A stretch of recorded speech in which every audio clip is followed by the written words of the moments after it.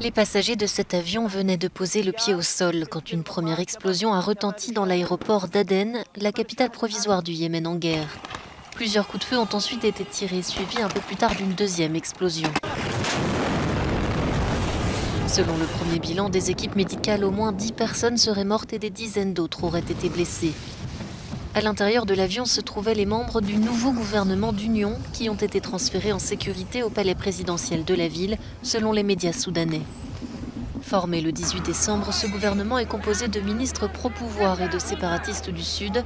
Alliés traditionnels mais profondément divisés, ils ont été rassemblés par l'Arabie saoudite pour combattre les rebelles houthis soutenus par l'Iran et qui contrôlent une grande partie du nord du pays. Depuis 6 ans, la guerre a plongé le Yémen dans la pire crise humanitaire au monde selon l'ONU, avec une population au bord de la famine et menacée par les épidémies.